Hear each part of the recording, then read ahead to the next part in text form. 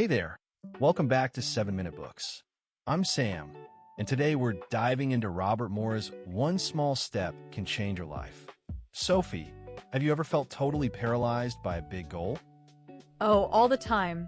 It's like my brain just freezes. And that's exactly what this book is about. Maurer says the problem isn't you, it's your brain's fear response, and he's got a brilliant workaround. Okay, so he's a psychologist at UCLA, right? And he's all about kaizen, which is this Japanese idea of continuous improvement through tiny steps. Yeah, and the core insight is that when you set a huge goal, your amygdala, the fear center, goes into panic mode. It thinks you're under threat, so you procrastinate or self-sabotage. So the fix is to make the steps so small they don't even register as change. Like if you want to meditate, just do 1 minute instead of 30. Exactly. The small request slips past the brain's defenses, and once you start, momentum builds. It's genius. So what are the actual tools? I remember there's something about asking small questions. Right. Instead of asking, how can I transform my career? You ask, what's one small thing I can do today to feel better about my work? It's gentle and doesn't trigger fear. And then there's thinking small thoughts. But isn't it the opposite of what we're always told about visualizing big dreams? Totally, but Maurer says big visualization can actually increase anxiety. So if you want to be more confident, don't picture giving a flawless speech. Just imagine smiling at one person. That's so much more manageable. And then there's the taking small actions part. That's where it gets really practical.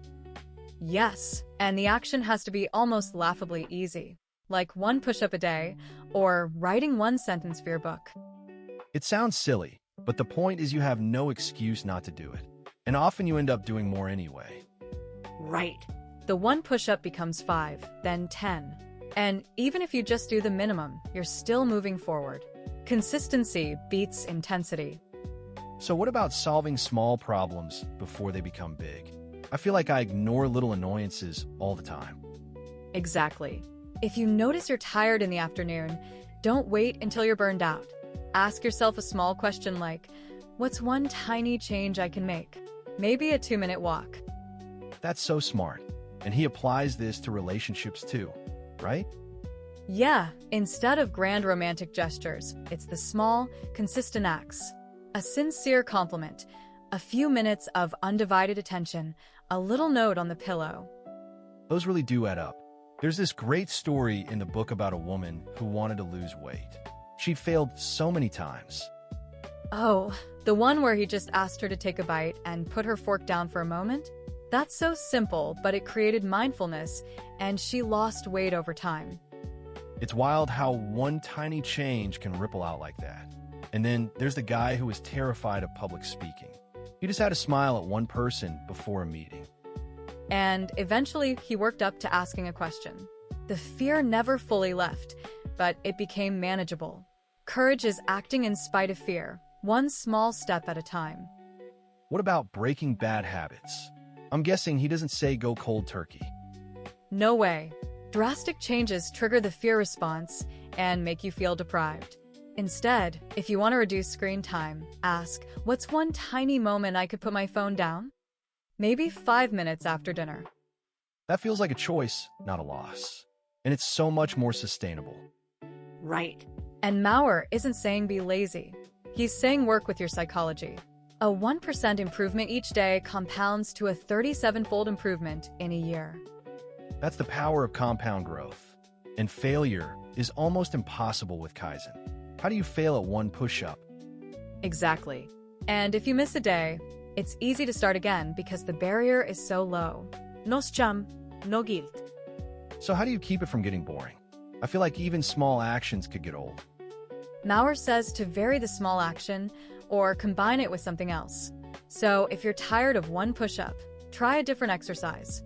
Keep it small but novel. And he also ties it to mindfulness. You can't do 1 push-up while thinking about your to-do list. It forces you to be present. That's such a nice bonus. The small action demands your attention, even for a moment, and that presence can transform your whole day.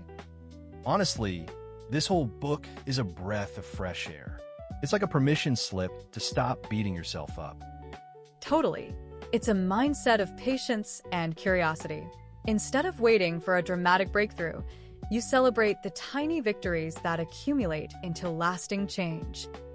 So what's your one takeaway from this? For me, it's that small steps are not just easier, they're actually smarter. They work with your brain instead of against it. And I love that I can start anywhere, anytime. Yeah, that's what I'm taking too. That in the fact that I can start with something so tiny, it feels almost silly. And that's exactly the point.